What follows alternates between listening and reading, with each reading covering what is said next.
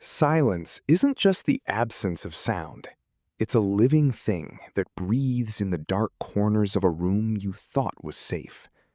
For 2 years, the floorboards above my head remained cold and untouched, a graveyard of dust and forgotten shadows. But every night, exactly when the clock strikes 3, the heavy, rhythmic thud of footsteps begins to pace, dragging a terrifying secret across my ceiling. Moving into the Blackwood apartments felt like a bargain I couldn't refuse, despite the peeling wallpaper and the faint scent of copper that lingered in the hallways. I took Unit 3B because it was cheap, spacious, and supposedly isolated from the noisy bustle of the city. The landlord, a man with nervous hands and eyes that never quite met mine, mentioned in passing that the unit directly above had been vacant since the previous tenant departed under mysterious circumstances. He didn't elaborate, and at the time, I didn't care. I needed a place to start over, a sanctuary where I could sink into my work without the constant interruption of neighbors or traffic. Little did I know that the silence I craved would soon become my greatest enemy. The first few nights were uneventful, almost suspiciously peaceful. I spent my hours unpacking boxes and arranging my books, feeling a sense of accomplishment as the small space began to feel like a home. The building was an old Victorian structure, full of character, but also prone to the groans and sighs of aging wood and settling foundations. I dismissed the occasional creak as nothing more than the house breathing in the cool night air. However, on the 4th night, everything changed with a suddenness that left my blood cold. I was drifting into a light sleep when a sharp, distinct thud echoed from the ceiling above my bed.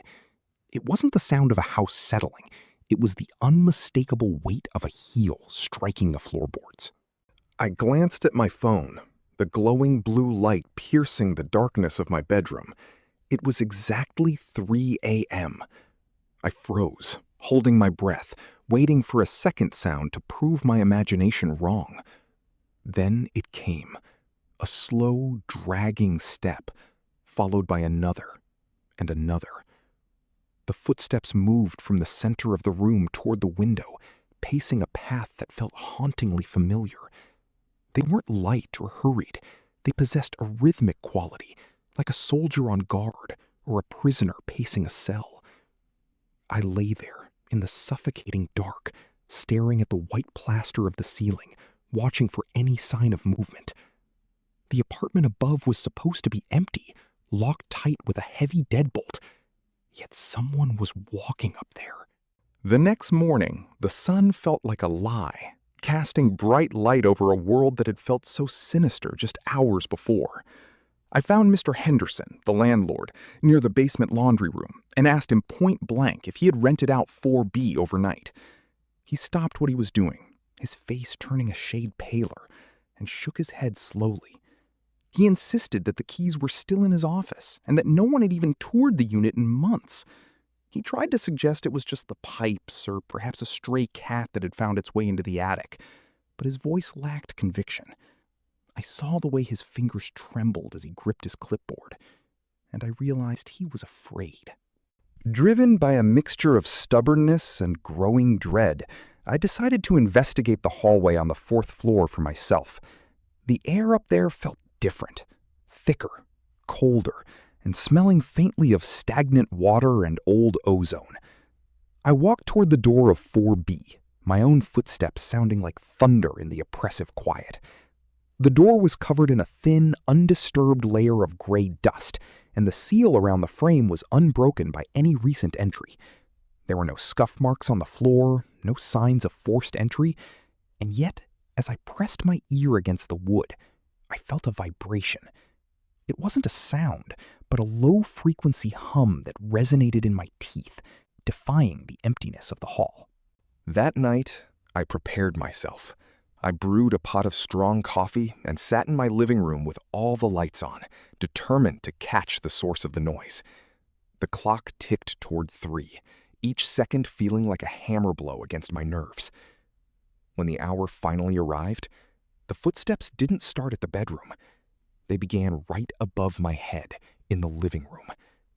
This time, there was a new sound accompanying the pacing. A soft, wet, sliding noise, as if something heavy and soaked was being dragged across the hardwood. The lights in my apartment flickered, the filaments buzzing with a dying energy, and for a moment, I saw a dark stain spreading across my ceiling. It was a damp shadow. Sleep became a luxury I could no longer afford, as the 3 a.m. ritual continued with terrifying precision every single night. I began to spend my days at the local library, digging through old newspaper archives and property records to find out what had happened in 4B. The stories I found were fragmented but chilling, speaking of a tenant who had obsessed over the concept of unseen dimensions before vanishing without a trace. Neighbors from 2 years ago reported hearing the same pacing, the same dragging sounds, until one day the noise simply stopped, leaving behind an apartment that felt fundamentally broken. The more I read, the more I realized that the entity above wasn't just a ghost, it was something that had been invited in. Back in my apartment, the physical environment was beginning to degrade in strange, localized ways that defied logical explanation. My clocks began to lose time, always falling behind by exactly 7 minutes, while the mirrors in my bathroom developed a permanent fog that no amount of wiping could clear. The air grew heavy with the scent of wet earth and rotting lilies, a floral decay that made my throat tighten with every breath. I started noticing small, hand-sized indentations in my own walls, as if someone were pressing against the plaster from the other side, trying to find a way through. The boundary between my space and the empty unit above was thinning, the structural integrity of reality itself beginning to fray under the nocturnal pacing. On the 10th night, the footsteps didn't just stay above me. They moved toward the door of the upstairs apartment, and then I heard the heavy latch of the hallway door click open. My heart hammered against my ribs like a trapped bird as I listened to the slow, wet thuds descending the stairs toward my floor. They stopped right outside my door, the silence that followed being far more terrifying than the noise itself. I stood frozen in the middle of my room, staring at the handle of my front door, watching as it slowly, agonizingly began to turn. The brass groaned under the pressure of an invisible hand, and the shadows beneath the door began to bleed into the room. The brass handle continued its agonizing rotation, the metal groaning as if resisting the invisible force exerted upon it. I backed away, my heels clicking softly against the hardwood, until I felt the cold, damp surface of the far wall pressing against my spine. The shadows beneath the door didn't just pool, they pulsed with a rhythmic, suffocating life, creeping across the floorboards like ink spilled into water. Just as the latch was about to disengage, the pressure suddenly vanished. The handle snapped back into place with a sharp, metallic ring that echoed through the hollow silence of my apartment. I held my breath, waiting for the wood to shatter or the lock to yield. But the heavy thuds outside began to retreat, moving back toward the stairs with a slow, deliberate finality. I collapsed onto the floor, the adrenaline leaving my system in a wave of cold nausea that made my hands shake uncontrollably. The scent of rotting lilies lingered in the entryway, thick enough to coat my tongue with a bitter floral film. It was then that I remembered the notes I had scavenged from the basement's forgotten archives, the frantic scribblings of Arthur, the man who lived here decades ago. He hadn't just heard noises. He had documented a systematic erosion of the physical world. His journals spoke of the invitation, a conceptual threshold crossed when one acknowledges the entity not as a haunting, but as a resident. By listening, by tracking the steps, and by waiting for the 3 a.m. arrival, I had inadvertently opened a door that had been locked for 2 long years. The next morning, the physical reality of my apartment felt fundamentally altered, as if the floor plan had subtly shifted while I slept. I measured the hallway out of a growing sense of neurosis, and found that the distance between the kitchen and the bedroom had increased by nearly 3 feet. The walls were no longer just indented, they were bruised, the plaster turning a deep, sickly shade of violet where the invisible hands had pressed the hardest. Even the light seemed to struggle, the morning sun filtering through the windows in gray, dusty shafts that provided no warmth. I tried to leave, but as I reached for my coat, I saw it. A single wet footprint on the rug, pointing toward the interior of my home, as if something had entered while I was paralyzed by the door. My obsession turned toward the building's architect, a man named Elias Thorne, who had disappeared shortly after the complex was completed in the late 1920s. Scouring digital archives and old blueprints, I discovered that the apartment above mine wasn't originally designed as a living space. It was listed in the blueprints as a buffer zone, a structural void intended to balance the energetic weight of the lower floors. The geometry of the room was non-Euclidean, designed with angles that shouldn't logically meet, creating a pocket of space that existed between the official floors. Thorne was a known occultist who believed that architecture could act as a trap for things that drift in the periphery of human perception. He had built a cage, and for 2 years, that cage had been empty of people, but full of something else. By the 14th night, the sensory distortions became unbearable, manifesting as a low-frequency hum that vibrated in my teeth. The clocks remained frozen at 2:53 a.m., refusing to advance, while the mirrors in my bathroom began to reflect a version of the room that was decades older, filled with heavy velvet curtains and antique furniture I didn't own. I saw a figure in the reflection, standing just behind my shoulder, but when I turned, there was only the smell of wet earth and the sound of a single heavy object being dragged across the ceiling above. The entity wasn't just pacing anymore, it was preparing. It was as if the 2 years of silence had been a period of gestation, and my arrival had provided the necessary spark to complete its long-delayed emergence into the physical world. The black mold on the ceiling had coalesced into a complex, sprawling map that mirrored the streets of the city outside, but with one terrifying difference. In the center of the map, where our building stood, the mold had eaten through the drywall entirely, revealing a dark, pulsing cavity that dripped a thick, translucent fluid. I placed a chair beneath it and climbed up, driven by a morbid curiosity that outweighed my survival instinct. As I peered into the hole, I didn't see the floorboards of the apartment above. I saw a vast, starlit void that smelled of ozone and ancient dust. The footsteps started again, but this time they were coming from inside the hole, the sound of boots on gravel echoing from a place that shouldn't exist within the confines of a city apartment. I received a phone call at 2:59 a.m., the digital display on my smartphone showing my own number as the caller. Against every instinct, I answered. There was no breathing on the other end, only the rhythmic sound of the footsteps I had come to know so well.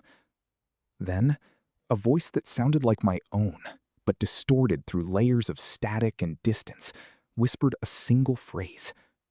The key is under the tongue. I dropped the phone, my heart racing as I realized the voice wasn't coming from the speaker, but from the vents in the wall. I ran to the hallway mirror and pried my mouth open, gasping as I felt a cold, metallic weight beneath my tongue. I reached in and pulled out a heavy, rusted skeleton key I had never seen before. The key felt impossibly heavy, its surface etched with the same non-Euclidean symbols I had seen in Elias Thorne's original blueprints. It was vibrating, humming in sync with the footsteps that had now stopped directly above my head. I knew then that the entity wasn't trying to break into my apartment. It was waiting for me to unlock the one above. The boundary had thinned to the point of transparency, and the pressure in my ears was like being deep underwater. I grabbed a flashlight and a heavy iron fire poker, my knuckles white as I stepped out into the hallway. The air in the stairwell was freezing, the stairs themselves seemingly stretching upward into an infinite darkness that the weak yellow beam of my light couldn't hope to pierce. I reached the door of Unit 4B, the apartment that had been vacant for 2 years, the space that had been the source of my torment. The police tape from a previous investigation was still there, brittle and faded, fluttering in a draft that shouldn't have been present in a sealed building. I inserted the rusted key into the lock, and the mechanism turned with a smooth, silent grace that felt utterly wrong for something so old. As the door swung open, the smell of rotting lilies exploded into the hallway, nearly knocking me conscious. I stepped over the threshold into the dark, but as the door clicked shut behind me, the flashlight beam hit the far wall. There were no rooms, no walls, and no floor. Only a mirror that reflected me, standing in my own apartment, looking back. The mirror wasn't just a surface. It was a doorway into a distorted version of my own life. I stood there, clutching the iron poker, watching my reflection mimic my moves, yet the room behind the glass was subtly different. In the reflection, the wallpaper wasn't peeling, and the air seemed thick with a golden, sickly light. I reached to touch the glass, expecting cold silica, but my fingers passed through the surface like ripples in a dark pond. The smell of rotting lilies intensified, cloying and sweet, filling my lungs until I felt lightheaded. I realized then that Unit 4B didn't exist in our dimension. It was a spatial anomaly designed by Elias Thorne to trap the unwary and the curious who dared to follow the sound. Beyond the threshold of the mirror, the silence was absolute, a heavy weight that pressed against my eardrums with agonizing force. I stepped through, leaving the dusty hallway behind, and found myself standing in a pristine recreation of my own living room. However, the clock on the wall was moving backward, its hands spinning with a frantic, mechanical energy. Every object I touched felt brittle, as if made of ancient parchment that would crumble at the slightest pressure. The footsteps began again, but this time they weren't above me. They were coming from beneath the floorboards, vibrating through the soles of my feet. I was no longer the tenant. I had become the upstairs neighbor to my own past and terrified self, existing in a pocket of non-Euclidean time. The geometry of the room started to warp, the corners stretching into impossible angles that defied human perception. I looked down at the floor and saw through the gaps in the wood. Below me, I could see myself, the version of me from an hour ago, pacing the living room, looking up at the ceiling with wide, terrified eyes. I tried to scream, to warn him to stay away, but no sound escaped my throat except a low, guttural hum that matched the frequency of the building's vibrations. I realized with a sickening jolt that I was the source of my own torment, trapped in a temporal loop fueled by Thorne's architectural malice. The rusted key in my hand grew white-hot, searing my palm with an ancient brand. As the heat intensified, the symbols etched into the key began to glow with a pale, ethereal light, illuminating the dark corners of this reality. Shadows detached themselves from the walls, manifesting as tall, slender figures with elongated limbs and featureless masks. They moved with a jerky cadence, surrounding me in a silent circle of judgment. These were the true residents of Unit 4B, the keepers of the threshold who had been waiting for a new soul to inhabit the void. They didn't speak, but their presence communicated a sense of ancient, cosmic indifference. I swung the iron poker, but it passed through their smoky forms as if they were made of nothing but cold, stagnant shadow and the residue of forgotten dreams. Panic surged through me, a primal instinct to survive, despite the overwhelming impossibility of my surroundings. I turned back toward the mirror, but the portal had vanished, replaced by a solid wall of weeping stone. The apartment around me began to dissolve, the furniture melting into black sludge, and the floorboards turning into a vast, bottomless pit. I was suspended in a void, a liminal space where time had no meaning, and gravity was merely a suggestion. The footsteps grew louder, a thunderous, rhythmic pounding that shook the very fabric of my being. I understood then that the neighbor was not a person, but a process, a grinding of the universe's gears as it tried to digest an intruder within its hidden mechanical layers. In the depths of that darkness, I saw the blueprints again, glowing in the air like neon ghosts. Elias Thorne's handwriting was everywhere, scrawled across the void in a language of madness. The building was a machine, a trap designed to harvest the energy of human fear to keep a greater darkness at bay. By entering Unit 4B, I had completed the circuit, providing the final spark needed to restart the engine of the house. The weight beneath my tongue returned, and I coughed up a second key, this one made of polished obsidian. It was the counterpart to the rusted iron, representing the future as the first represented the past. To escape, I would have to choose which heavy lock to break. I plunged the obsidian key into the air itself, twisting it with a desperate strength born of pure terror. The void shattered like a glass cathedral, and for a moment, I saw the city from a perspective that no human should ever possess. I saw every apartment building, every hidden basement, and every shadowed alleyway connected by a network of pulsating organic veins. We were all living inside a giant sleeping organism, and our lives were nothing more than the electrical impulses keeping it alive. The realization was too much for my mind to bear, and I felt my consciousness fracturing, splitting into 1,000 different versions of myself, each one living in a different room of the infinite shifting building designed by a madman. When I finally opened my eyes, I was lying on the floor of my own apartment. The sun was rising, casting long orange shadows across the hardwood. The silence was deafening, but it was a natural silence, devoid of the humming and the footsteps. I crawled to my feet, my body aching as if I had been crushed under a massive weight. I looked at my hands. They were stained with soot and blood, and my palm bore a permanent scar in the shape of the non-Euclidean symbols. I checked the time. It was 3:15 a.m., though the sun was clearly visible outside. Reality had become a patchwork quilt of mismatched moments, and I was the thin thread holding it all together. I walked to the window and looked down at the street, but there were no cars, no people, and no city. There was only a vast, gray ocean under a sky filled with multiple moons. I realized then that I hadn't escaped. I had simply transitioned to a different floor of the hierarchy. The footsteps started again, but this time they were coming from the apartment below. I looked down at my feet, realizing that I was now the one pacing, the one creating the rhythmic thuds that would haunt the tenant beneath me.